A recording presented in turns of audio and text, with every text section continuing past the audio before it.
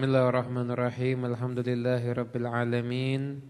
Allahumma shalli wa sallim ala sayidina Muhammadin wa ala alihi wa sahbihi ajma'in.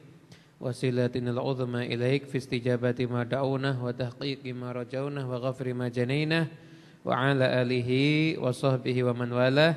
Assalamualaikum warahmatullahi wabarakatuh. Alhamdulillah, Allah subhanahu wa ta'ala memperjumpakan kita semuanya di tempat yang insya Allah penuh dengan berkah ini. Dari Anda berjalan ke tempat ini sampai Anda duduk di sini, maka Anda terhitung fisabilillah. Anda terhitung sedang berada di jalan Allah subhanahu wa ta'ala. Artinya Anda berada dalam kemuliaan yang luar biasa. Seandainya dari kita, semoga selamat semuanya, panjang umur.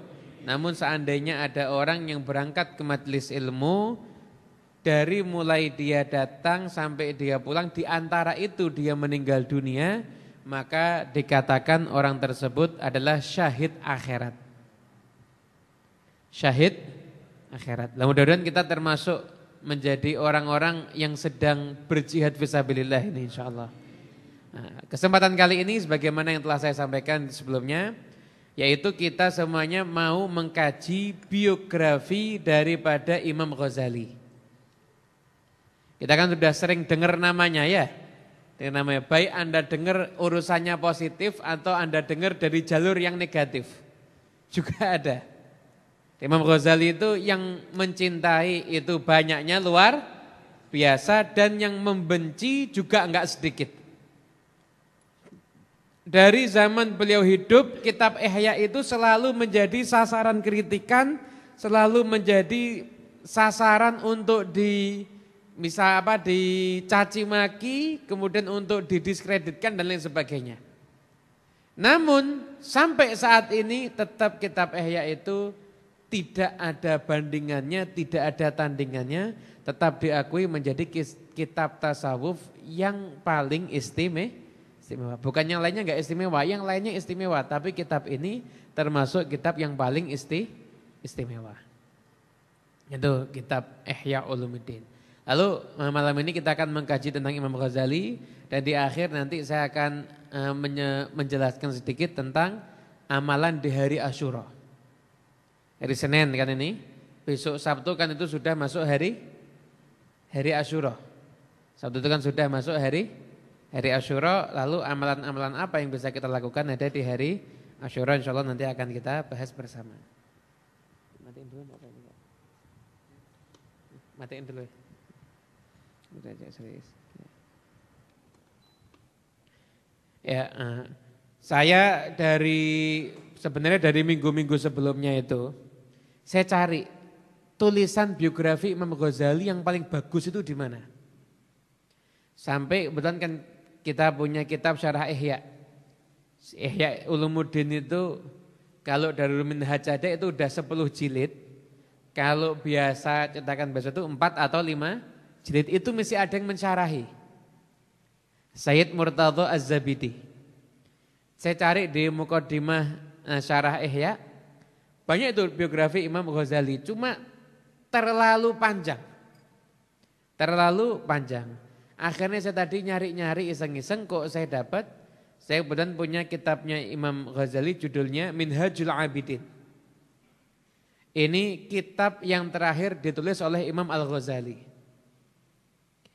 Ini saya lihat nih, kalau biasanya cetakannya bagus, di depannya tuh ada biografi penulisnya. Nah, saya lihat subhanallah, alhamdulillah ada biografi penulisnya.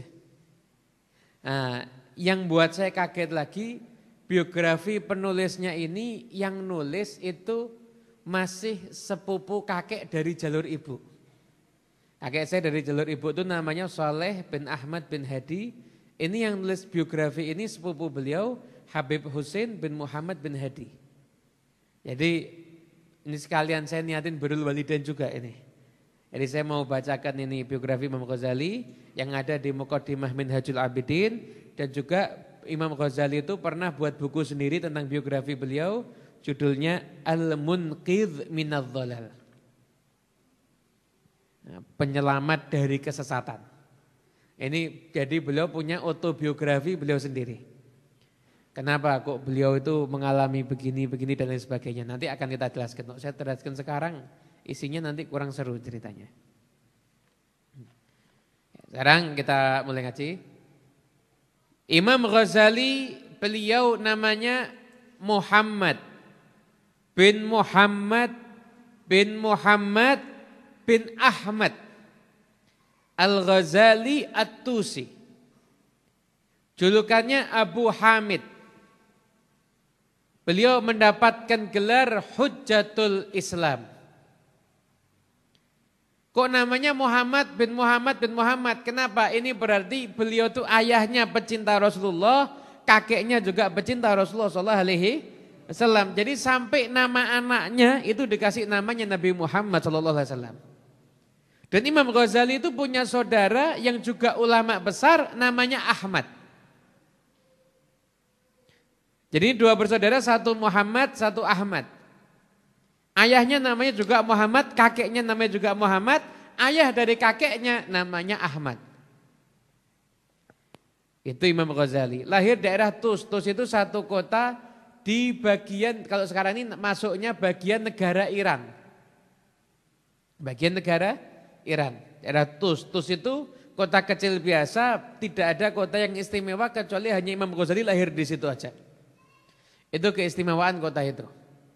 Dan sampai sekarang makamnya Imam Ghazali berada di sana.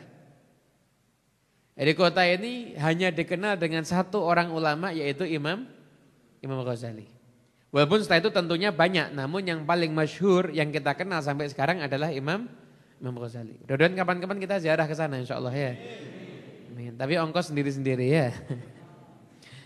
Imam Ghazali lahir tahun 450 Hijriah.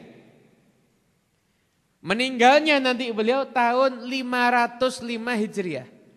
Berarti umur Imam Ghazali ketika meninggal berapa? 55 tahun. Bayangkan hidupnya cuma 55 tahun, sekarang kita kenang biografinya. Ini namanya umur yang barokah. Beliau di sana, di kota Tus itu banyak ada, ulama-ulama ada. Namun yang pusatnya ulama itu ketika itu ada di daerah Khurasan, ada di daerah Naisabur, ada di daerah Baghdad, ada di daerah Damsyik, di Damaskus. Itu sentral ulama di situ. Beliau di situ ya ada ulama tapi enggak banyak. Nah, Imam Ghazali itu keluarganya adalah keluarga yang orang-orang baik. Ayahnya itu sangat perhatian dengan urusan ilmu agama. Ayahnya Imam Ghazali itu Ghazal, tukang pintal benang. Ghazal, mungkin istilah Al-Ghazali dari kata itu mungkin. Al-Ghazal. Beliau itu tidak pernah makan kecuali dari hasil kerja tangannya sendiri. Dia enggak pernah minta-minta, itu enggak pernah. Jadi beliau itu kerja, itu beliau makan dari hasilnya keluarga situ. Dan terkenal ayahnya Imam Ghazali ini melazimi majelisnya para ulama. Dia sering datang ke majelisnya para ulama, sering datang ada ulama buat tabligh akbar, beliau hadir. Ada ulama buat kajian fikih, beliau hadir. Beliau itu kalau sudah datang ke tempatnya ulama yang ngajar fikih, selesai ngajar beliau doa, ya Allah saya enggak bisa jadi orang alim kayak begitu. Semoga anak saya nanti menjadi orang yang alim. Nanti kalau datang ke tempatnya para ulama yang ahli tasawuf, doa lagi, ya Allah semoga anak saya menjadi ahli tasawuf. Nanti kalau datang ke tempatnya ulama yang ahli ceramah, beliau doa lagi, ya Allah semoga anak saya menjadi orang yang ahli ceramah.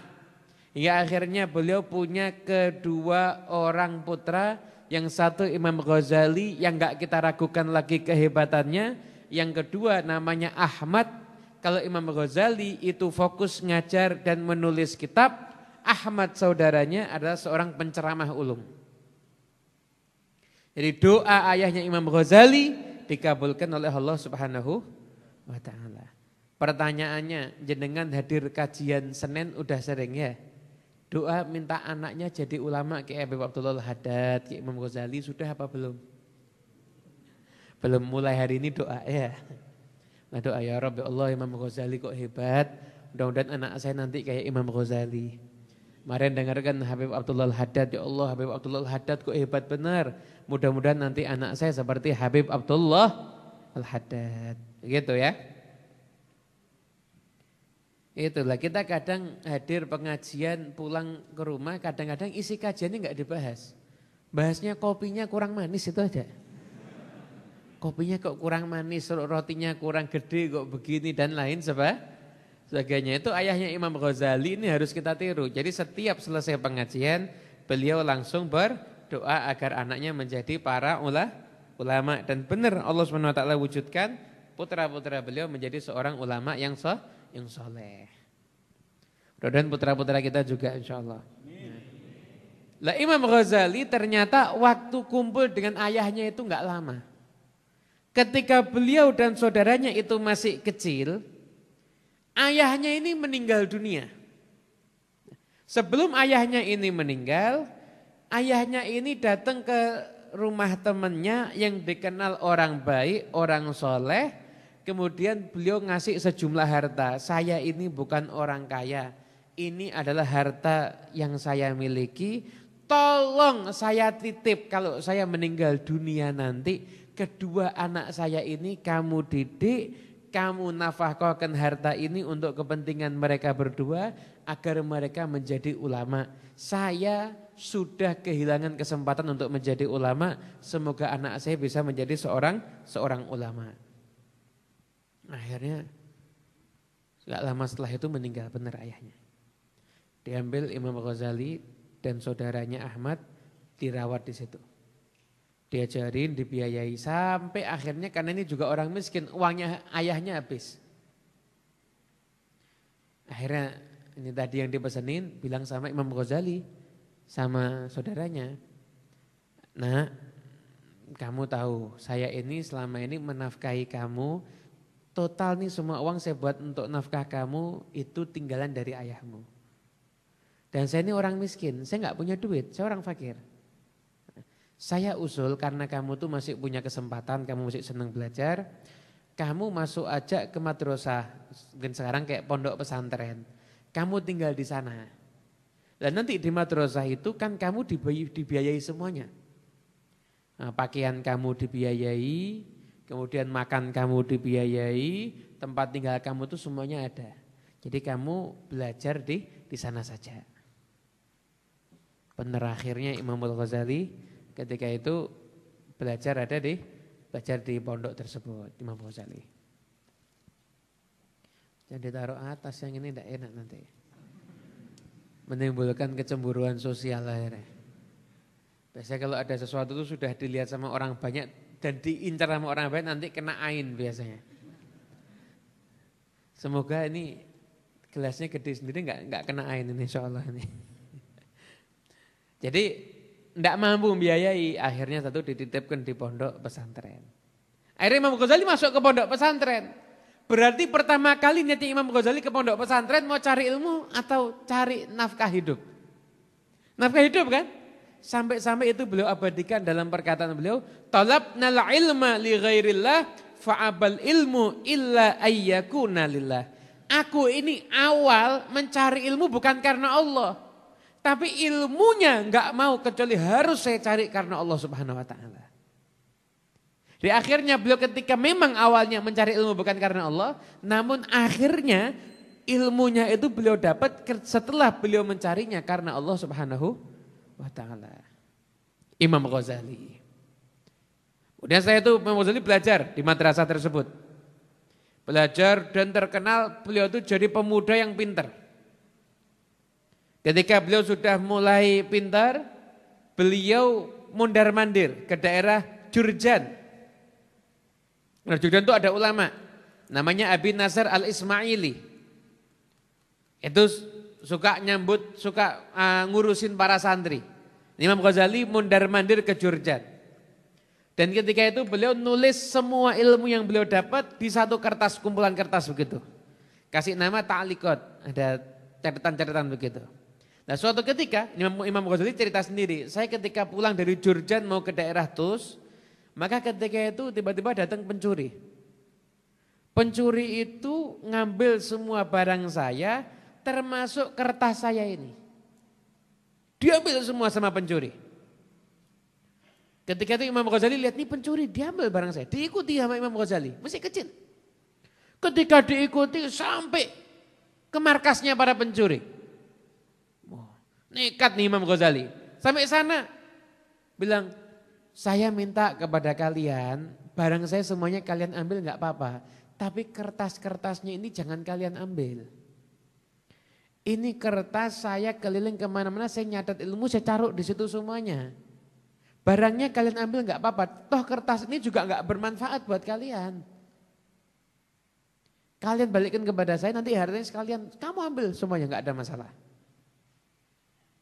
Kata pimpinan pencurinya, berarti ilmu kamu semuanya di kertas ini ya? Iya, kalau gitu kamu nggak punya ilmu. Kalau kertasnya dicuri, ilmu kamu juga hilang. Disindir ini sama kepala pencuri ini. Imam Ghazali akhirnya mikir, benar juga ya. Setelah sama pencurinya dikembalikan itu tumpuan kertas itu, kata Imam Ghazali, ini nasihat buat saya tapi lewat lisannya pencuri. Saya harus belajar dan saya apalkan itu semuanya.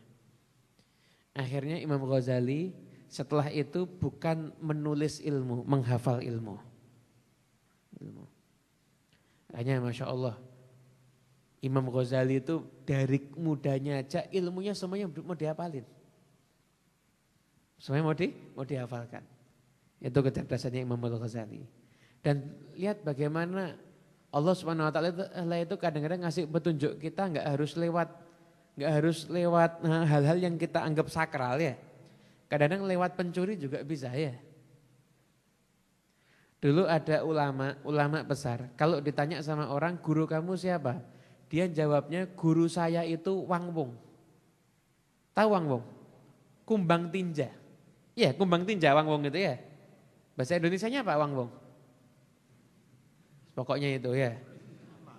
Apa? Hama kelapa.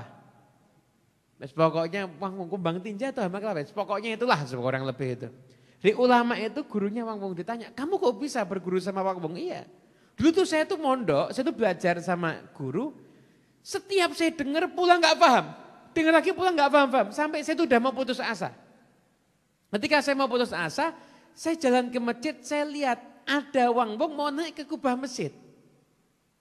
Di Wang Wong ini naik, udah sampai dekat atas merosot. Naik lagi, merosot lagi. Naik lagi, merosot lagi.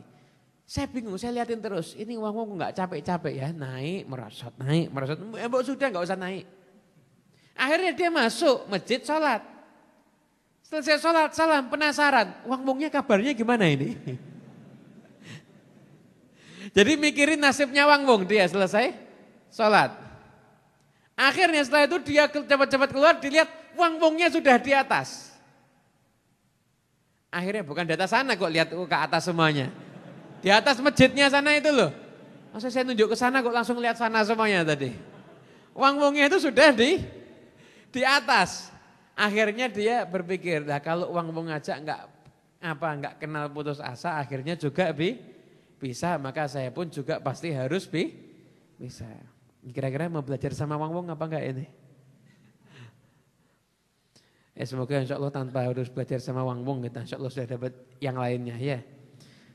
Itulah Imam Ghazali, dari kecil beliau itu sudah cinta sama ilmu luar biasa, ngaji ilmu luar biasa, bahkan ketika kertasnya itu dicuri akhirnya semuanya itu beliau hafalkan. Itulah Imam Ghazali. Setelah itu beliau ketika daerah Jurjan, daerah itu sudah semuanya, beliau akhirnya safar ke daerah Neisabur. Daerah Neisabur. Sampai daerah Neisabur, maka beliau berguru dengan ulama yang paling hebat ketika itu ada di masa itu, yang bernama Imamul Haramain. Itu ulama hebat itu, Imamul Haramain itu. Julukannya kok Imamul Haramain kenapa? Nama aslinya Imam Al-Juwaini. Kok dapat gelar Imamul Haramain kenapa? Karena di masa beliau muda, beliau menyaksikan ketika itu Mekah dan Madinah keilmuannya kurang hidup. Akhirnya beliau itu pergi ke Mekah, pergi ke Madinah, beliau ngajar dakwah sampai akhirnya di Mekah Madinah banyak ulamanya. Setelah itu beliau balik lagi ke Naisabur, tapi gelarnya sudah didapatkan, diberikan oleh para ulama dan para masyarakat yang ada di saat itu, mendapatkan gelar Imamul Haramain. Dan imamnya Mekah dan Madinah, hebat. Ini belum ada nih ulama gelarnya seperti ini. Imamul Haramain, namanya Imam Al-Juwaini. Nah, ketika Imam Al-Juwaini itu dikatakan dalam sebuah kitab yang pernah kita baca, muridnya itu sampai puluhan ribu ketika itu. Udah sampai puluhan ribu. Ketika beliau meninggal itu yang nangisi banyaknya luar biasa. Namun ketika itu beliau sebelum meninggal dunia, Imamul Haramain ternyata punya satu murid kesayangan. Siapa murid kesayangan beliau? Yaitu Imamul Ghazali. Ghazali datang ke sana, belajar di sana, sampai akhirnya masyhur. Imamul Ghazali jadi badalnya ustadznya, dan sampai bahkan gurunya mensifatkan muridnya apa? Al-Ghazali Bahrun Mughrik. Ada lagi di tag yang lain Bahrun Mughdik. Ghazali ini lautan samudra yang bisa menenggelamkan. Dari ilmunya luasnya sampai dibilang seperti lautan. Yang ngomong bukan dirinya sendiri. Sekarang kan banyak orang ngasih gelar dirinya sendiri. Al-alim, al-alamah, al-arif billah. Padahal itu dirinya sendiri. Atau yang ngasih gelar itu bukan masyarakat awam, yang ngasih gelar ulama yang mungkin saat itu terhebat di dunia. Ngasih gelar Imam Ghazali apa? Bahrun Mughrik. Ini adalah lautan yang bisa menenggelamkan. Imam Ghazali. Itu. Jadi beliau itu dari kecil berjuang. Ketika wafatnya Imamul Haramain, maka ketika itu pandangan masyarakat cari ilmu ke Imam Ghazali. Akhirnya beliau datang ke tempatnya Nizam al-Muluk, raja di masa itu. Sampai di sana banyak ulama macam-macam, Imam Ghazali didebat sama para ulama di sana, semuanya kalah debat sama Imam Ghazali. Akhirnya setelah itu Imamul Ghazali sama raja diangkat untuk menjadi rektor dari Madrasah An-Nizamiyah. Jadi pusat pendidikan Islam terhebat di dunia di masa itu. Rektornya siapa? Imam Ghazali. Tahun berapa itu? Tahun 484 Hijriah. Berarti lahir 450, 484. Berarti ketika itu usianya berapa? 34 tahun usia beliau itu sudah mendapatkan gelar Hujjatul Islam. Kenapa kok Imam Ghazali mendapatkan gelar Hujjatul Islam? Karena semua aliran-aliran sesat, baik yang aliran daripada ilmu penyelewengan, ilmu tauhid, ataupun aliran penyelewengan batiniyah ketika itu, ataupun orang-orang ahli filsafat, semuanya sudah dikalahkan sama Imam Ghazali. Tidak ada yang pernah menang debat sama Imam Ghazali ketika itu. Sampai-sampai beliau umur segitu dapat gelar apa? Hujjatul Islam. Hujjahnya agama Islam Al-Ghazali. Umur 34 tahun ketika itu. Megang jadi pemimpinan Madrasah Nizamiyah. Wah ketika itu luar biasa Imam Ghazali. Enggak ada satupun perkataan Imam Ghazali kecuali itu menjadi satu rujukan fatwa untuk setiap ulama yang ada di zaman itu. Semuanya begitu. Ya sampai itu semua terjadi dari tahun 484 Hijriah sampai 488 Hijriah. Sampai tahun 488 Hijriah, ini yang paling penting ini. Imam Ghazali tiba-tiba mengalami satu perubahan yang mendadak. Beliau itu tiba-tiba merasa ilmu ini saya cari bukan karena Allah Subhanahu wa taala. Saya hanya menikmati pangkat.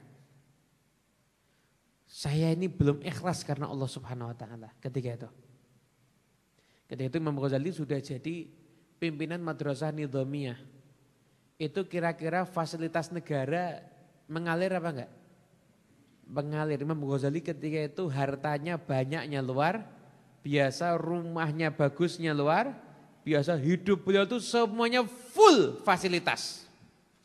Dan rajanya Nizam al-Muluk itu terkenal pecinta ulama. Jadi kalau sama ulama itu cintanya luar biasa dan memuliakan ulama.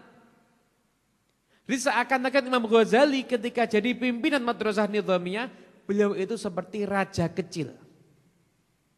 Semuanya komplit full fasilitas Imam Ghazali. Nah ketika itu Imam Ghazali mulai merasakan ini jangan-jangan gak ikhlas ini. Ada pertentangan batin. Pagi hari saya nggak mau ngajar lagi, saya mau pergi, mau uzlah, saya mau menyendiri. Sorenya udah berubah, terus begitu. Sampai akhirnya suatu ketika Imam Ghazali diuji sama Allah. Tiba-tiba beliau itu nggak bisa bicara lisannya. Beliau datang mau ngajar muridnya nggak bisa bicara, nggak bisa ngomong. Terkunci begitu, nggak bisa ngomong apa-apa. Diam terus, mau ngomong gak bisa. Nah ketika itu udah Imam Ghazali menyendiri, dokter dipanggil semuanya sama raja, gak ada yang bisa ngobatin. Akhirnya Imam Ghazali pamit, udah saya mau berangkat haji.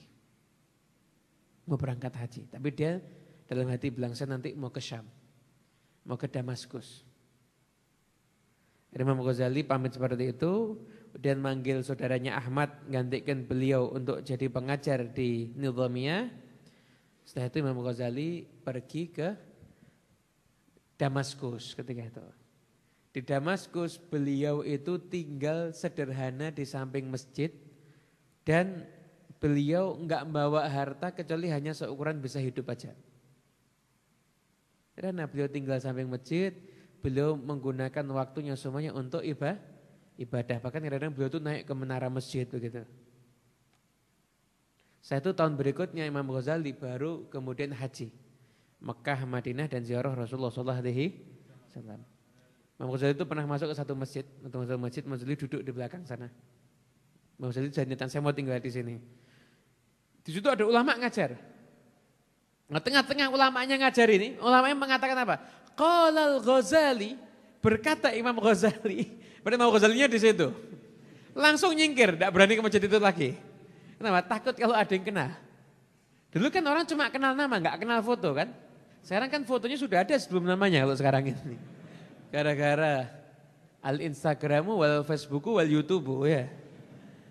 Dulu tuh cuma tahu namanya aja. Ghazali ada, tapi orangnya kayak gimana enggak tahu. Duduk Imam Ghazali. Lagi enggak pengen ketemu orang. Yang ngajar bilang qala al-Ghazali. Jadi yang ngajar itu ternyata ngerujuk ke Imam Ghazali. Imam Ghazali terus menyendiri. Akhirnya beliau mulai menulis kitab Ihya Ulumuddin. Kata Habibullah Al-Haddad, bi wad'ihil ihya afaqa faya lahu min jami'in wa kamitslihi lam yudha'i. Setelah beliau menuliskan kitab Ihya, maka beliau mengungguli semua ulama. Betapa hebatnya kitab Ihya, yang kitab seperti itu tidak pernah diterbitkan lagi dimanapun juga. Ada beliau itu sering duduknya di zawiyahnya Syekh Nasr Al-Maqdisi. Duduk di sana, kemudian setelah itu beliau nulis sampai akhirnya jadilah kitab Ihya Ulumuddin dan sebagian kitab-kitab yang lain seperti Al-Arba'in Al-Asl dan lain sebagainya. Nah, ketika itu Imam Ghazali berlangsung dari tahun 488 Hijriah sampai beliau itu menyendiri sampai berapa tahun? 499 Hijriah. Berarti berapa lama Imam Ghazali? 11 tahun. Anda bayangin 11 tahun menghilang. 11 tahun menghilang. 11 tahun itu kalau dari sekarang ketemunya baru 2031. Sekarang ini ketemunya baru 2031. 11 tahun yang lalu tahun 2009. Anda bayangin 2009 kita lagi ngapain? Masa 11 tahun itu Imam Ghazali menghilang.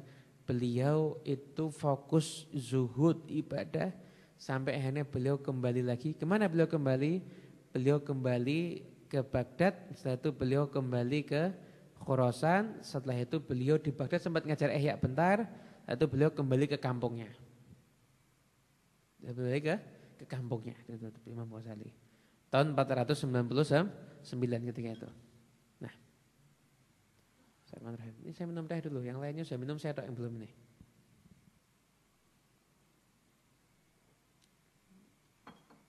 Alhamdulillah. Kalau orang minum jangan dilihat ya. Nanti yang minum sungkan. Lanjut ya. Ini selingan biar tidak tegang. Jadi Imam Ghazali berapa tahun? 11 tahun. Itu lama apa bentar itu? Itu lamanya luar biasa. Itu masa Imam Ghazali menyendiri. Uzlahnya itu selama itu beliau ketika itu. Kemudian setelah itu Imam Al-Ghazali kemudian menyendiri di daerahnya menyendiri.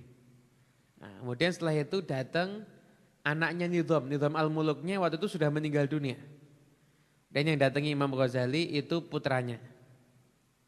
Ketika itu putranya datang kemudian meminta kepada Imam Ghazali, ayo ngajar lagi di Baghdad. Imam Ghazali tidak mau ke Baghdad. Ya udah yang deket aja di Naisabur karena ada madrasah ngajar lagi di sana. Imam Ghazali pertama enggak mau. Sampai akhirnya Imam Ghazali mau. Kenapa? Setelah itu beliau mikir. Sekarang ini bisa dilihat kata beliau, penyakit sudah parah. Penyakit cinta dunia itu sampai ulamanya juga cinta dunia kata beliau.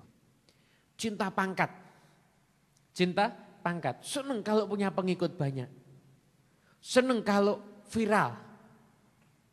Ini Imam Ghazali viral malah minggir.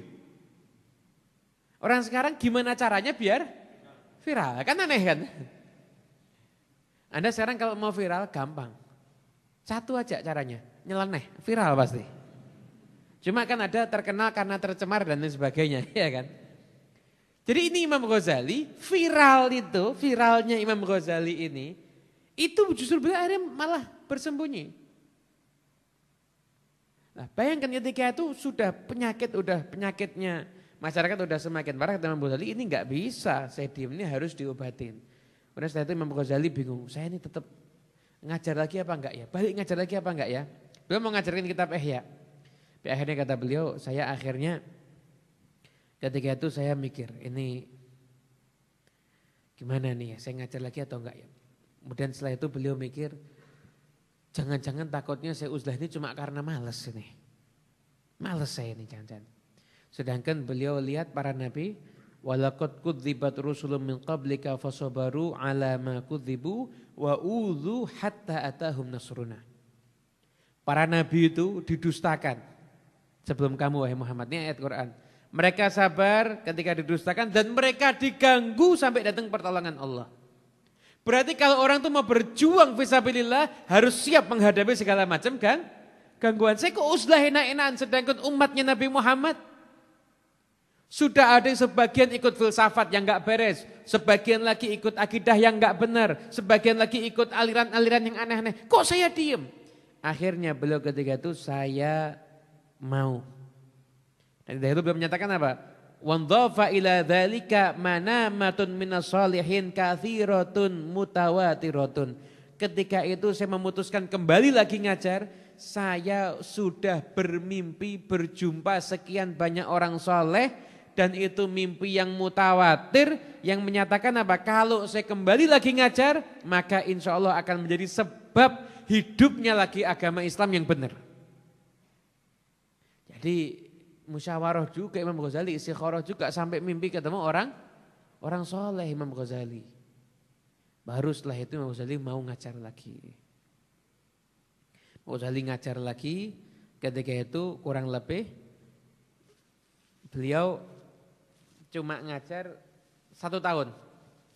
Ini sabur 1 tahun, tahun 500 Hijriah beliau kembali ke kampungnya. Dan beliau membuat tempat sendiri untuk santri-santri dan beliau ngajar, enggak ada waktu kecuali beliau itu belajar sampai tahun 505 Hijriah beliau meninggal dunia. Dalam satu kisah, beliau itu ketika mau meninggal dunia beliau itu sholat subuh, setelah itu beliau ngambil kafannya, diciumi kafannya, taruh di kepalanya, beliau mengatakan apa? Sam'an li amril malik, sam'an li amril malik. Saya taat, saya dengar perintahnya raja dari segala maharaja yaitu Allah Subhanahu wa taala. Enggak lama kemudian setelah itu beliau meninggal dunia. Imam Ghazali. Karangan kitabnya di mana-mana dan tersebar luas. Dan hatersnya Imam Ghazali itu enggak sedikit itu. Hatersnya Imam Ghazali itu banyaknya luar biasa. Anda tahu dulu kitab Ihya ini pernah ada gerakan ketika itu di daerah Maghrib. Maghrib itu sekarang daerah Maroko dan sekitarnya. Gerakan mau membakar kitab Ihya bersama-sama. Yang ngajak ulama juga namanya Ibnu Herzim. Satu kesiannya sama Ibnu Herzim ini, Ibnu Herzim tidak pernah dikenal prestasinya kecuali hampir membakar kitab Ihya. Cuma itu aja. Ulama besar ini. Jadi cuma kita kalau tahu kenal Imam Herzim kan Pak? Yuk ini yang pernah membakar kitab Ihya ini. Kitab Ihya itu dihabisi ketika itu. Dan berasal ini kitab Ihya enggak benar ini. Imam Ghazali kok namanya Ihya Ulumuddin. Dinnya dia bukan dinnya kita itu. Sampai disindir-sindir begitu Imam Ghazali. Enggak sedikit musuhnya. Ibn Herzim itu ngumpulkan orang, ayo kita bakar kitab Ihya. Hari Jumat selesai Jumatan kita bersama-sama kita bakar kitab Ihya, kita tinggalkan kitab Ihya ini. Malam Jumatnya mimpi Imam Ibn Herzim. Mimpi berjumpa dengan siapa? Rasulullah, Sayyidina Abu Bakar, Sayyidina Umar bin Khattab. Di situ ada Imam Ghazali. Rasulullah lalu mengatakan, ya Rasulullah ini musuhku. Dan kata Ibn Herzim, dan ini kitabnya enggak benar. Mana? Dalam mimpinya ya, Rasulullah dibaca. Terus loh, ini enggak ada masalah, benar semuanya kok ini. Ini semuanya itu benar ini, enggak ada masalah. Nah itu, ya Rasulullah kalau gitu saya minta dia dihukum cambuk. Dia sudah menuduh saya. Nah, ketika dihukum cambuk sampai sekian puluh cambukan, belum selesai hukumannya, Sayyidina Abu Bakar bilang, ya Rasulullah mungkin dia enggak paham. Dikira salah ternyata enggak, akhirnya dimaafkan. Bangun tidur bekas cambukan ada di punggungnya. Dan bekas sakitnya enggak hilang. Sampai akhirnya pembakaran kitab Ihya itu dibatalkan. Sampai akhirnya beliau itu baca kitab Ihya terus tawasul. Sampai akhirnya mimpi ketemu Rasulullah lagi, diusap sembuh. Tapi sampai meninggalnya bekas cambukan itu masih ada di punggungnya. Yang mandikan yang cerita. Ibn Herzim. Musuhi kitab Ihya Ulumuddin. Lah kitab ini kitab luar biasa. Enggak pernah ada kitab dikarang sebagaimana Ihya Ulumuddin itu enggak ada. Enggak ada. Ini kitab paling fenomenal. Makanya tidak ada satupun ulama yang setelah Imam Ghazali pasti memuji Imam Ghazali. Jadi kita sudah ceritakan ya kenapa kok disebut Hujjatul Islam. Karena semua musuhnya itu dikalahkan sama beliau. Semua musuh yang di luar akidah. Kalah, tidak ada yang menang debat sama Imam Ghazali. Kalah semuanya sama Imam Ghazali. Musuhnya itu dikalahkan semuanya. Dan setelah itu Imam Al-Ghazali, beliau kemudian ditanya juga Imam Ghazali, kenapa kok di Ihya itu kok banyak hadis dhaif ya? Ini kan banyak yang sering ngeritik ini kan. Yang sering lihat di YouTube itu ada ulama ngeritik kitab Ihya. Ngeritik kitab Ihya itu ya lihat levelnya dulu. Ini sekarang baca kitab kuning tidak bisa ngeritik kitab Ihya ini kan kejauhan ini. Makanya saya sampaikan ustadz-ustadz yang ada di zaman sekarang, kalau Anda ngeritik kitab Ihya, itu ibarat ada burung, mungkin burung yang kecil apa? Emprit ya? Burung emprit mau hinggap di pohon beringin, terus burungnya bilang sama pohon beringin begini, hati-hati ya, saya mau hinggap di situ. Kira-kira beringinnya, 1000 kamu hinggap aja nggak ngaruh. Masuk beringin akan goyang kalau dihinggapi sama burung emprit? Enggak akan, ya sama. Kadang-kadang orang itu kalau lawannya enggak sebanding itu mempermalukan dirinya sendiri. Orang mau ngeludahin matahari, kena siapa? Kena dirinya sama. Ngeritik Ihya, lah ilmunya seberapa? Itu kan Ihya banyak hadis dhaif. Imam Ghazali lebih ngerti hadis dibanding kita. Hadis dhaif dipakai boleh. Yang enggak boleh itu hadis maudhu. Lalu kenapa Imam Ghazali kok masukkan hadis dhaif kok enggak hadis sahih aja? Karena Imam Ghazali lebih senang kalau masih ada ucapannya Nabi, sekalipun itu dhaif lebih baik saya ngambil ucapannya Nabi daripada pakai ucapan saya sendiri. Itulah konsepnya Imam Ghazali. Tafsir Ibn Katsir juga banyak hadis dhaifnya. Tapi orang sekarang kurang ajar. Hadis dhaifnya dibuangi semuanya, diganti Sahih Ibn Katsir. Ini namanya pelanggaran dalam dunia keilmuan ini. Hadis dhaif itu enggak ada yang mempermasalahkan dari dulu ini. Enggak ada yang ribut. Generasi setelah Imam Ghazali itu hanya enggak cocok dengan konsep ihya-nya, bukan enggak cocok dengan hadis dhaifnya. Jadi enggak ada masalah kita tuh kalau mempelajari kitab Ihya Ulumuddin. Namun saya ingatkan ya, belajar kitab Ihya itu harus pakai guru. Harus pakai guru, jangan pakai terjemah. Ihya itu lebih luas daripada sekedar diterjemahkan. Ini karya fenomenal Imam Ghazali. Nah, begitulah kehidupan daripada Imam Al-Ghazali. Ini kitab Al-Munqidh Nadhalal ini dikisahkan beliau itu dulu jadi ahli ilmu kalam, ilmu tauhid. Buat kitab, lawan, debat, semuanya kalah sama Imam Ghazali. Kemudian setelah itu tertarik dengan batiniyah. Batiniyah itu mirip ke arah sekte daripada Syiah, aliran Syiah. Dihabisi oleh Imam Ghazali semuanya. Sampai buat kitab Fadhaihul Batiniyah. Masuk ke ahli filsafat, dihabisi ahli filsafat sama Imam Ghazali. Buat kitab Tahafutul Falasifah. Nah, akhirnya kitabnya jadi karya yang bisa kita baca dan kita nikmati sampai sekarang. Dan kita semua insya Allah dapat keberkahannya Imam Ghazali insya Allah. Punya ada kitabnya Bidayatul Hidayah, ada juga kitab beliau itu Minhajul Abidin yang seperti yang saya bawa ini. Ini adalah bagian terakhir daripada kitabnya Imam. Dan dalam ilmu fikih karangan kitab Imam Ghazali banyak sekali.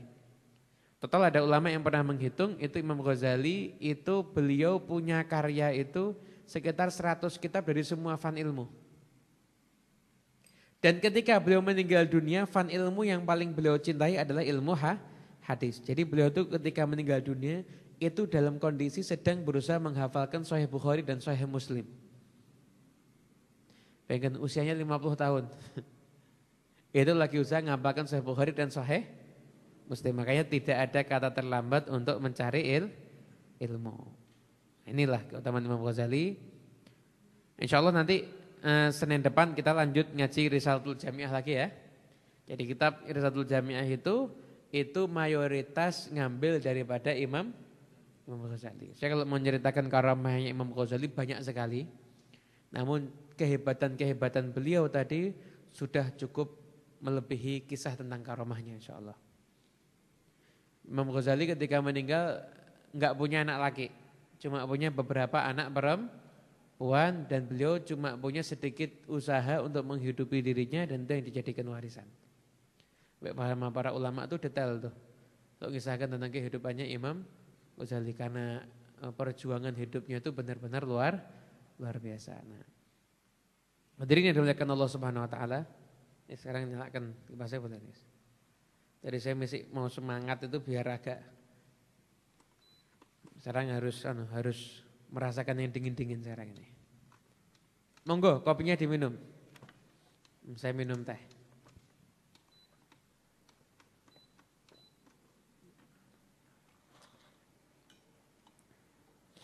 Kemudian setelah itu tentang Imam Ghazali dan tentang kitab Ihya saya rasa cukup. Nah, insya Allah nanti sesekali di YouTube nanti kita akan ngambil dari cuplikan kitab Ihya nanti insya Allah ya. Kitab Ihya itu kitabnya bagus benar, nggak bosen orang itu baca. Di Imam Ghazali itu konsepnya Ihya ya, ayat Quran, misalkan mau bicara tentang ilmu, ayat Quran yang membahas tentang ilmu disebutkan dulu. Setelah itu hadis-hadis Nabi Muhammad SAW disebutkan dulu. Setelah itu apa? Ucapannya sahabat dan para ulama disebutkan semuanya. Setelah itu baru diterangkan secara logika. Kenapa kok kita ini harus belajar ilmu? Kenapa ilmu itu sangat penting dalam kehidupan? Ilmu apa saja yang penting? Baru diterangkan semuanya. Nanti misalkan Imam Ghazali membahas tentang masalah orang itu uzlah, menyendiri atau kumpul sama orang banyak.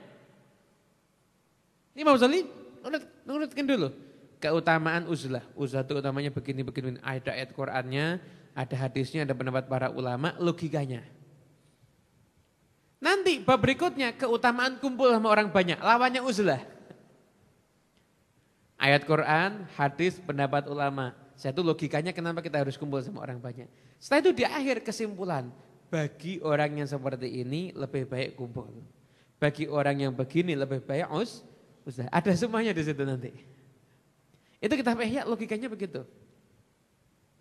Ngobatin penyakit sombong, ada di situ semuanya. Obat sombong. Kita pernah baca tuh obat sombong dari Imam Ghazali. Obat sombong itu ayat Quran, hadis larangan sombong, sampai logikanya. Kenapa kok kita nggak boleh sombong? Terus bagaimana menghilangkan kesombongan dalam diri kita? Dijelaskan semuanya sampai Imam Ghazali. Makanya ilmu tasawuf itu ilmu yang ngatur hati. Kira-kira Islam datang agar kita hanya sekedar sholat atau sholat dengan hati yang khusyuk. Dengan hati yang khusyuk. Jadi ada amal zahir, ada amal batin. Semua amal zahir dan batin diajarkan oleh Nabi Muhammad. Amal zahir yang diajarkan sama Nabi berkembang menjadi ilmu fikih. Ada 4 madhab. Benar kan? Amal batin juga diajarkan sama Nabi berkembang menjadi sekian banyak thariqah. Gak ada masalah, itu semuanya adalah pengembangan dari amal batin yang diajarkan oleh Rasulullah SAW. Nah, nanti insya Allah kita akan mengkaji itu semua nanti di kitab Risalatul Jami'ah. Cuma ini saya membawa kitabnya, ini kitabnya kebetulan stoknya habis. Ya nanti kalau ada yang mau beli nanti insya Allah di Senin yang akan datang ya. Senin yang akan datang kita sudah mulai ngaji kitab Risalatul Jami'ah, kita masuk ke bab akidah. Kita masuk ke dalam rukun Islam sekian, kemudian setelah itu konsekuensi orang yang menjalankan rukun Islam begini, kalau enggak menjalankan maka dia begini, kalau sampai menjalankan setengah-setengah nanti dia disebut munafik dan lain sebagainya, itu nanti akan kita bahas di Senin yang akan datang. Nah, hadirin yang dimuliakan Allah Subhanahu wa taala, saya mau menyampaikan tentang keutamaan hari Asyura. Hari Asyura adalah hari yang istimewa. Di hari itu disunahkan untuk kita semuanya berpuasa. Dalam hadis yang diriwayatkan oleh Sahih Muslim, bahwasanya Nabi Muhammad SAW beliau bersabda, wasiyamu yaum Asyura ahtasibu 'alallahi ayyukaffira sanatal lati qablahu. Adapun puasa di hari Asyura, maka aku berharap puasa ini akan menjadi penghapus dosa dari tahun yang sebelumnya. Jadi dosa-dosa kita selama 1 tahun insya Allah akan dihapuskan kalau kita besok mengerjakan puasa ada di hari Asyura. Kemudian ada amalan apa aja selain puasa? Amalan yang diajarkan dalam hadis yang sahih itu ada 2 amalan. Yang pertama puasa hari Asyura. Jangan lupa niatnya nawaitu shauma Asyura boleh, atau nawaitu shauma yaumi Asyura silahkan. Itu bahasa Arabnya. Intinya Anda niat dengan dalam hati dengan bahasa Indonesia, saya niat besok mau puasa Asyura. Kemudian setelah itu amalan yang berikutnya adalah memberikan nafkah lebih kepada keluarga. Dalam hadis diriwayatkan oleh Imam At-Tabrani bahwasanya Rasulullah SAW bersabda, man wassa'a ala iyalihi yauma Asyura lam yazal fi sa'atin sa'ira sanatih. Barang siapa yang memberikan nafkah lebih kepada keluarganya di hari Asyura, maka sepanjang tahun insya Allah dia akan diberikan kelonggaran rezeki oleh Allah Subhanahu wa taala. Apa yang dimaksud memberikan nafkah lebih kepada keluarga? Kalau Anda biasanya ngasih uang belanja cukup untuk beli tempe tahu terong, besok hari Asyura keluarga Anda sarapannya itu harus enak. Kalau misalkan puasa semua ya nanti buka puasanya harus yang enak. Anda kasih hadiah nggak ada masalah. Istri-istri silahkan disenangkan nih para suaminya ya. Senangkan istri Anda masing-masing kasih uang belanja, nggak usah banyak-banyak, 100 juta cukup. Kalau mampu ya, kalau nggak mampu ya di bawahnya itu. Itu termasuk amalan yang hukumnya sunnah dan akan mendapatkan kelancaran rezeki. Kemudian setelah itu ulama juga mengajarkan sekian banyak amalan yang lain ada di hari Asyura. Di antaranya adalah maki celak. Kemudian di hari Asyura silaturahmi, berziarah ke makamnya para ulama atau ulama yang masih hidup. Kemudian setelah itu mengusap kepala anak yatim. Nah, sering kita dapati di hari Asyura itu banyak sekali santunan anak yatim. Masya Allah, menyenangkan anak yatim itu pahalanya luar biasa. Bahkan mengusap kepala anak yatim juga pahalanya luar biasa. Dalam hadis yang diriwayatkan oleh Imam Ahmad, Rasulullah SAW bersabda, barang siapa mengusap kepalanya anak yatim, dia niatnya karena Allah, ngusapnya itu berarti benar-benar sayang, maka setiap rambut yang dilewati, di situ dia mendapatkan pahala dari Allah Subhanahu wa taala. Tapi yang dimaksud ngusap itu bukan hanya sekedar ngusap. Ya kadang-kadang mohon maaf ini ya, satu kampung semuanya ngusap tapi nggak ada yang nyumbang. Ini anak yatim rambutnya rontok semua nanti. Jadi ngusap kemudian ngasih hadiah. Ngusap itu tandanya cinta dan tandanya sayang kepada anak yatim. Dalam syarah Riyadhus Shalihin Dalilul Falihin, ketika Nabi Muhammad SAW akan masuk surga, ada seorang perempuan hampir-hampir mendahului Nabi masuk surga.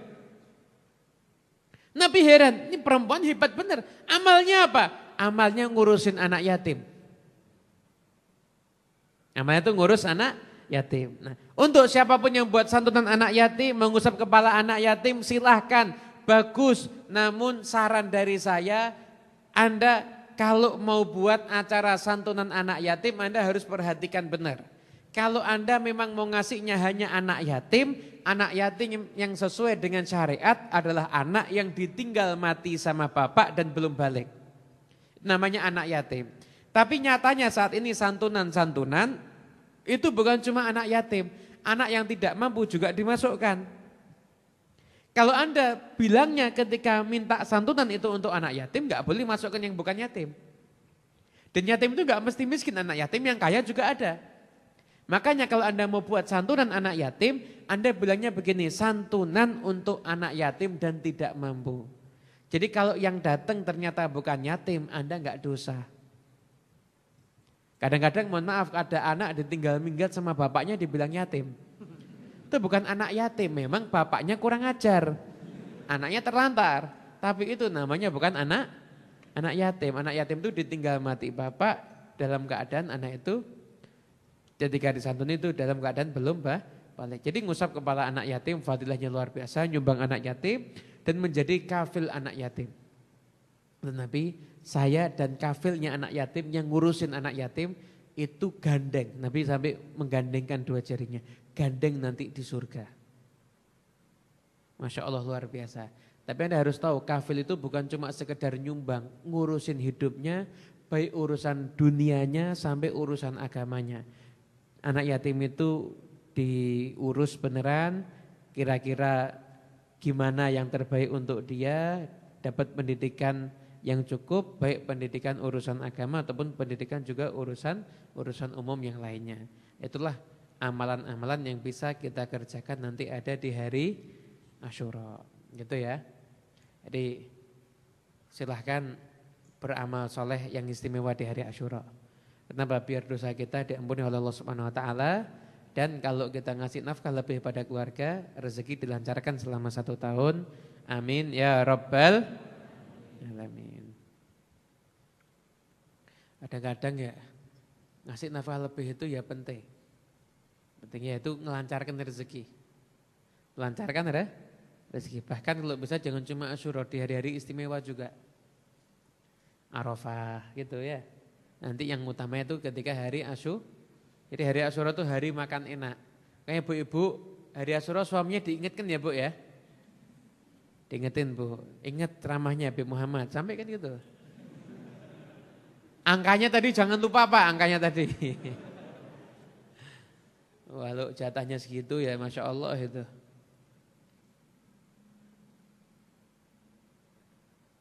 Terasa cukup? Ada yang mau nanya? Silakan. Ini kayak biasa. Monggo. Ada yang mau dibahas? Mas Roni? Apa Mas Doni? Bisa. Ada yang mau dibahas? Tentang masalah yatim atau tentang masalah Imamul Ghazali?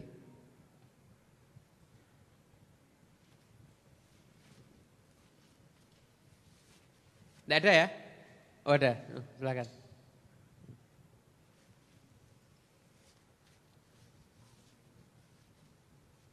Bismillah. Assalamualaikum Habib. Assalamualaikum warahmatullahi wabarakatuh. Ingin bertanya tentang kan dalam syair-syair sholawat itu ada yang berdoa langsung kepada Rasulullah, misalnya yang isfa' lana ya Rasulullah, aghithna ya Muhammad, kemudian al-madad ya Rasulullah. Itu hukumnya seperti apa? Kan dalam surah Al-Fatihah kan hanya kepada Allah kita memohon pertolongan, tapi dalam syair-syair sholawat ada meminta langsung kepada Rasulullah. Terima kasih. Assalamualaikum warahmatullahi wabarakatuh. Assalamualaikum warahmatullahi wabarakatuh. Mengapa dalam syair sholawat kok kita meminta langsung kepada Rasulullah? Ya Rasulullah, ya kan? Isfa' lana ya Rasulullah. Itu kan? Ya Rasulullah unzur ilaina dan lain sebagainya. Nah, ketahuilah bahwasanya minta kepada makhluk itu bukan bermakna menyekutukan Allah Subhanahu wa taala. Anda kalau ke dokter, Anda minta obat enggak sama dokter? Minta, kenapa enggak minta sama Allah? Nah, Anda memang secara zahir mintanya sama dokter, tapi niatan Anda minta kesembuhan kepada Allah Subhanahu wa taala. Lalu gimana? Kok mintanya kok langsung ke Nabi Muhammad? Dulu Abdullah bin Umar, nih dalilnya istighosah. Abdullah bin Umar ketika itu pernah kakinya itu terkilir atau kram gitu. Ada orang datang, kamu sebut nama orang yang kamu cintai. Langsung dia teriak menyebut nama Nabi Muhammad, seketika juga langsung kakinya itu sembuh. Ini hadisnya sahih, diriwayatkan oleh banyak ulama. Lah kenapa Abdullah bin Umar kok enggak langsung minta sama Allah? Kok mintanya kepada Rasulullah sallallahu alaihi wasallam? Nah, memang jadi ketika kita minta sama makhluk, tetap tujuannya kita tuh meminta kepada Allah Subhanahu wa taala. Sama kalau kita ziarah kubur. Ziarah kubur kan kita kadang-kadang minta kepada yang dimakamkan. Pak Kiai atau Habib doakan saya dan sebagainya. Tidak ada masalah seperti itu, boleh-boleh aja. Bahkan ada hadis yang sahih, dinyatakan di situ kalau kamu berada di satu tempat yang enggak ada orang dan ketika itu kamu kehilangan sesuatu, maka serukanlah ibadullah aghithuni, ibadullah aghithuni, ibadullah aghithuni sampai 3 kali. Atau kama qala Rasulullah SAW. Artinya apa? Kita disuruh minta kepada hamba-hamba Allah. Hamba-hamba Allah yang enggak terlihat disuruh minta pertolongan kepada beliau-beliau itu. Yang ngajarin ini siapa? Nabi Muhammad SAW. Jadi enggak ada masalah. Kita minta langsung kepada siapapun, yang penting niatnya kita tetap yang maha memberikan semuanya adalah Allah Subhanahu. Dalam perantaranya nanti bisa macam-macam. Kurang lebih begitu ya. Ada masalah itu ibadullah aghithuni itu. Hadisnya populer itu. Kalau nasib baik ya langsung ketemu.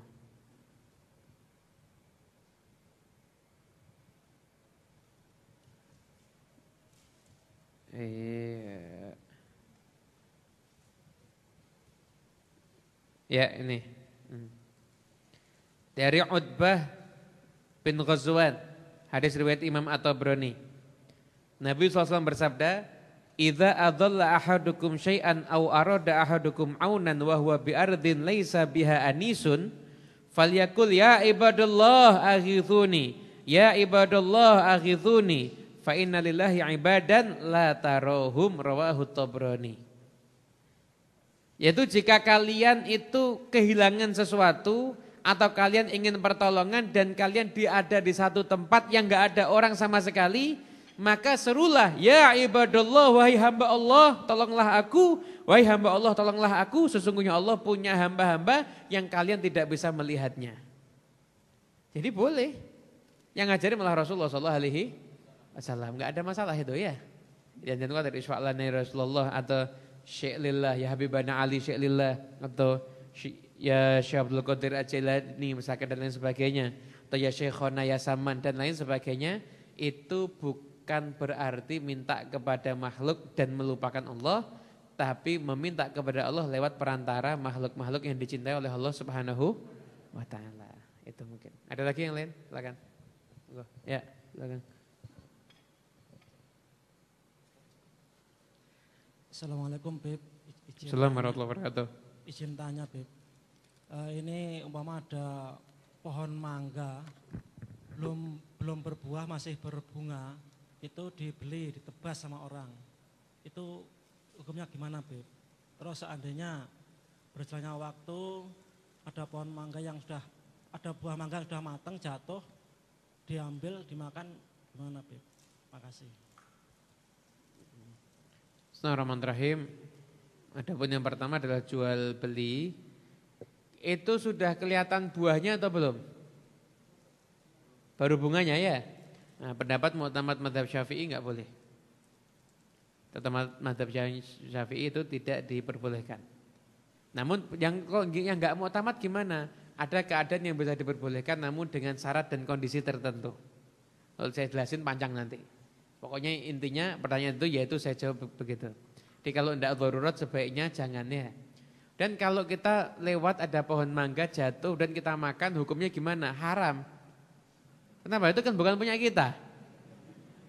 Itu kan ada yang punya. Kecuali kita kemudian minta izin dulu baru makan, nggak ada masalah ya. Atau kita yakin ini pasti boleh. Kita kan yakin kita kenal sama orangnya dan yakin pasti boleh, itu baru diperbolehkan seperti itu. Ya. Kurang lebih begitu. Tapi kalau bisa ya beli ya, jangan nunggu jatuh. Kalau bisa beli, jangan nunggu jatuh. Emang ada orang bilang, kalau beli enggak enak Beb, kalau jatuh tuh rasanya lebih enak katanya gitu. Insyaallah. Ada lagi? Nah, yang ibu-ibu ada menanya enggak? Ya, monggo-monggo, yang ibu-ibu dulu. Silakan.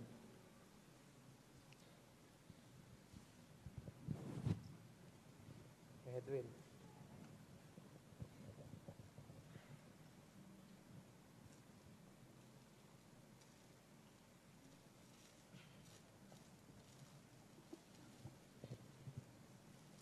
Baik, terima kasih. Assalamualaikum warahmatullahi wabarakatuh.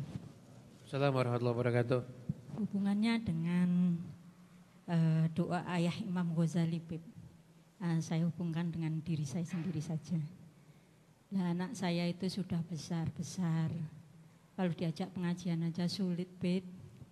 Terus bagaimana caranya agar anak-anak saya itu juga seperti doa Imam Ghazali, bapaknya Imam Ghazali. Terima kasih. Bismillahirrahmanirrahim. Gimana kalau anak kita mau diajak ngaji bareng kok sulit dan lain sebagainya. Jadi yang pertama kita doakan. Nah, terkabulnya doa itu kadang-kadang enggak seperti yang kita harapkan. Enggak seperti yang kita harapkan. Dulu Imran punya istri namanya Hannah. Hannah ketika hamil nadar, ini yang ada di perut saya nadarkan untuk Allah.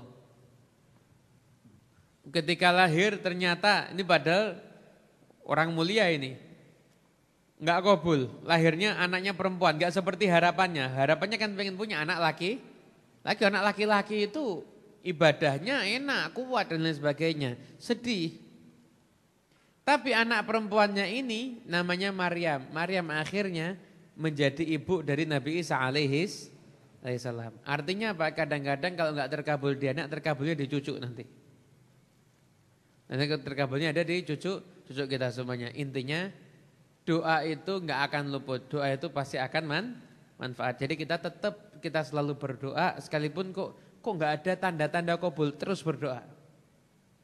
Kita enggak tahu doa mana yang akan didengar dan dikabulkan oleh Allah Subhanahu wa taala, dan kita juga enggak tahu rahasia Allah Subhanahu wa taala ketika mengabulkan doa kita itu seperti apa. Itu. Zaman akhir ini memang tugas kita didik anak ini repot. Karena tantangannya itu beratnya luar biasa. Anda dulu orang kalau mau lihatnya enggak benar itu masuk warnet, sekarang pakai HP di kamar bisa. Belum lagi pengaruh-pengaruh ajaran-ajaran akidah-akidah yang macam-macam itu juga disebarkan ada di mana? Di mana-mana. Nah, pengaruh yang begitu berat itu kalau kita cuma mengandalkan kemampuan zahir untuk didik anak susah. Kita juga harus ada ikhtiar batin untuk didik anak kita.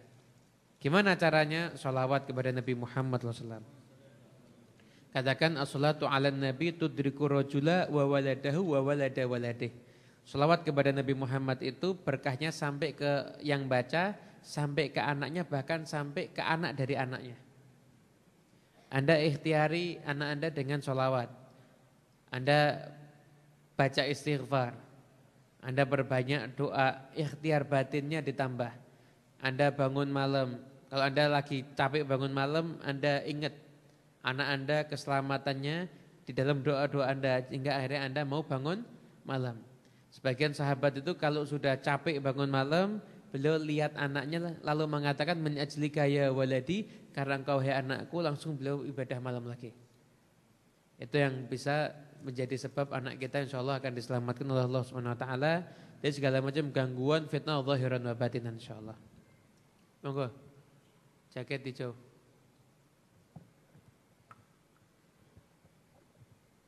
Jaket hijau. Itu dekat kamera. Ya. Monggo. Assalamualaikum Bib. Maskernya diturunkan dikit. Mas, ya. Enggak dengar. Assalamualaikum Bib. Assalamualaikum warahmatullahi wabarakatuh. Yang mengenai puasa Asyura itu ya. Sebelumnya kan ada tanggal 9, itu kan ada puasa Tausah. Tasu'a.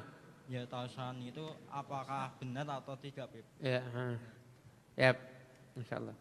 Oke, yang sekalian yang satu, yang belakang tadi. Kok dua ya Nek? Yang mana dulu ini? Loh, kok tambah lagi? Cukup, salah satu aja. Yang itu ya, yang nanti yang lain diwakili. Assalamualaikum. Assalamualaikum warahmatullahi wabarakatuh. Yang saya hormati Al-Habib Muhammad bin Husain Al-Basyi.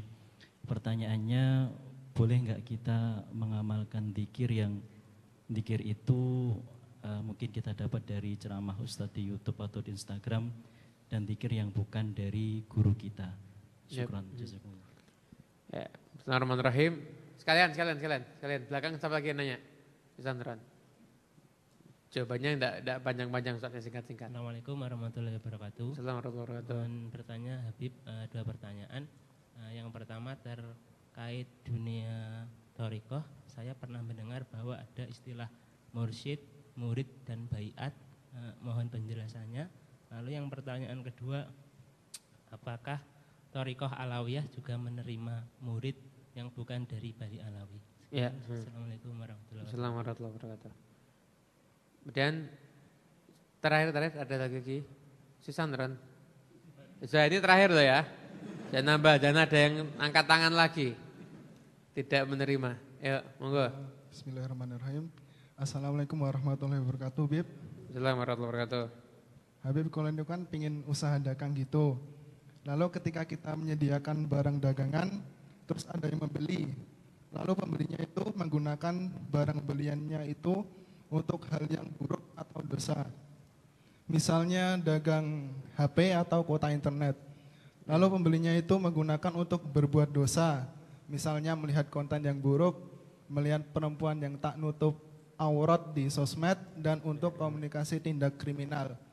Dan hal tersebut tanpa sepengetahuan saya, tapi saya tahu pasti akan ada potensi untuk orang tersebut untuk melakukan hal tak baik tadi misalnya. Pernyataannya, apakah saya akan juga mendapatkan dosa, Bib, ketika pembeli tadi menggunakan hal yang buruk? Yap.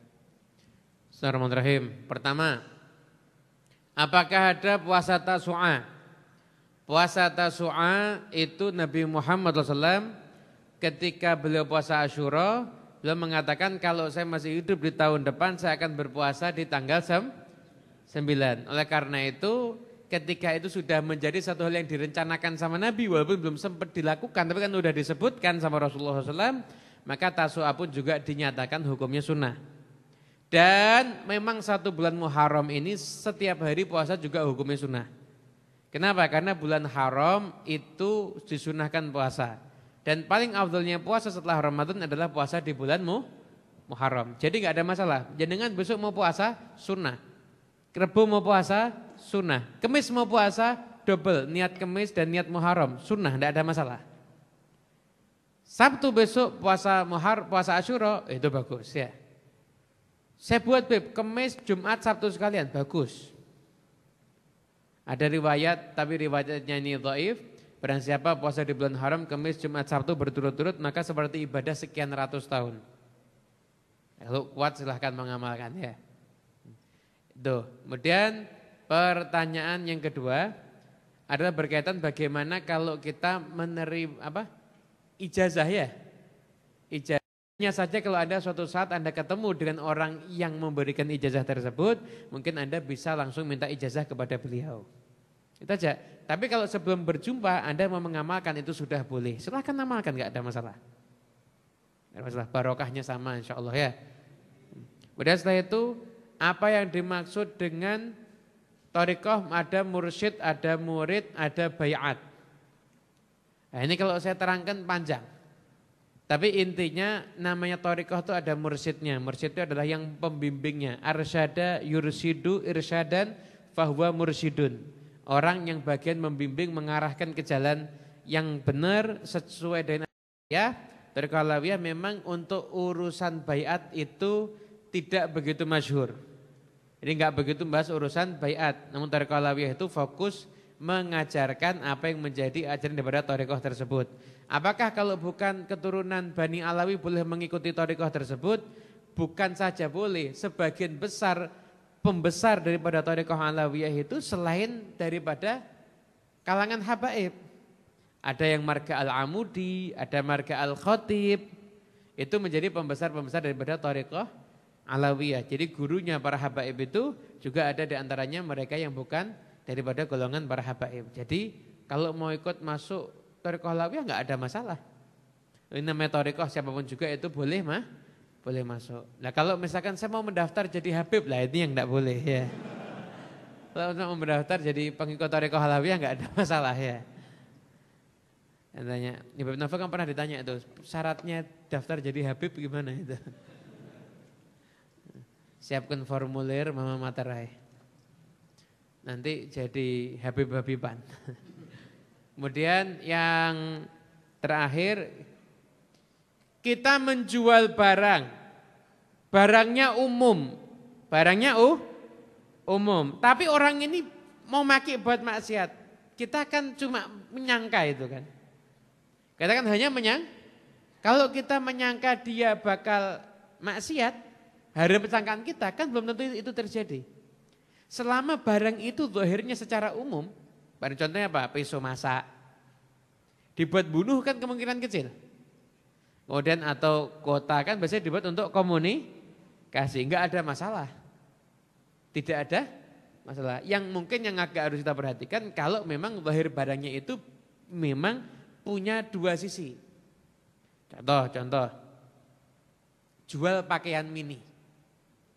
Menjual pakaian mini kepada orang yang kita yakin ini pasti bakal dipakai di depan yang bukan mahramnya. Kalau kita ada keyakinan begitu, itu baru enggak diperbolehkan ya.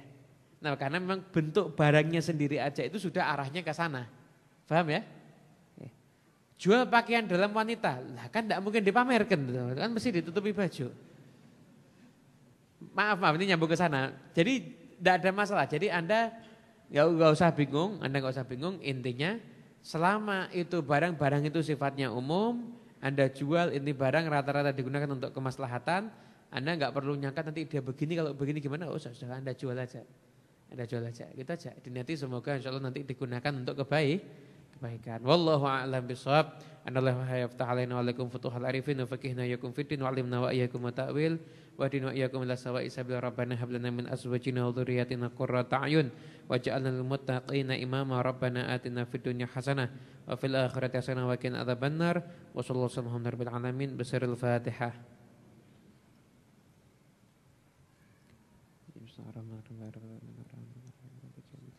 Ya kana na'budu wa iyyaka nasta'in shiratal mustaqim shiratal ladzina an'amta 'alaihim ghairil maghdubi 'alaihim waladdallin. Amin. Allahumma shalli wa sallim ala sayyidina Muhammadin miftahi babi rahmatillah adada ma fi ilmillah salatan wa salaman daimaini bidawami mulkillah wa ala alihi wa sahbihi. Allahumma ij'al fi ta'atika farahi wa sururi wa fi mardatika jami'a umuri Allahumma ya alim bihalati wa muttali ala sarairi wa niyati iqdi jami'a hajati waghfir dhunubi wa sayyiati wa tajawaz an khati'ati wa zallati wa taqabbal jami'a hasanati samihni fima madha wa ma yati waktubni fi diwani sadati sabila najati fi hayati wa mamati Allahumma inni tami'un fi atak raghibun fi ridhak mustaslimun li qadhak faktubni min awliyak wasluk bi sabila hudak hikni bi asfiyak wa sallallahu ala sayyidina Muhammadin sallallahu alaihi wasallam alhamdulillahi rabbil alamin.